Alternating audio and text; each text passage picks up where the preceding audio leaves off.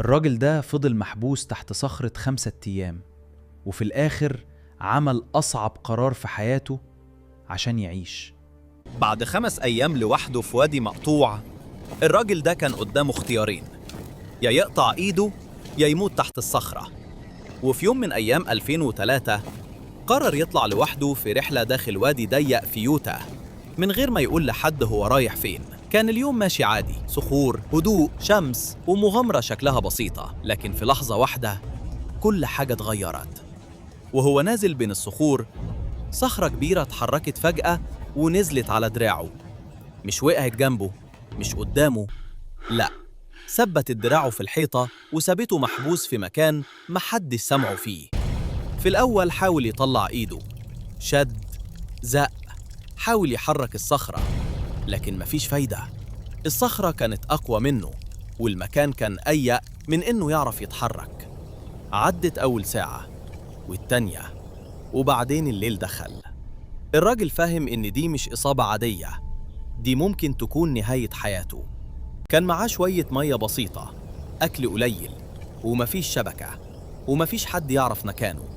والمشكلة الأكبر إنه طالع لوحده، ما بلغش حد بخط سيره.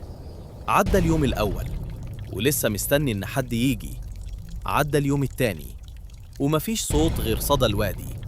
عدى اليوم التالت وجسمه بدأ ينهار من العطش والتعب والخوف. وفي وسط كل ده آرون بدأ يصور نفسه بكاميرا صغيرة. كان بيسجل رسائل لأهله كأنه بيودعهم.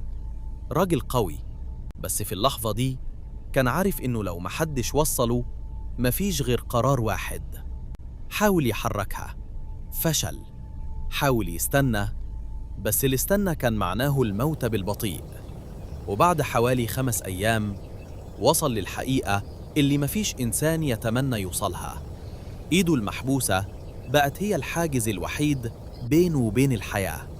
ساعتها خد أصعب قرار ممكن بني آدم ياخده. قرار مش من الشجاعة بس، من الرعب، من الألم، ومن غريزة البقاء. استخدم أداة صغيرة كانت معاه وبدأ يحرر نفسه.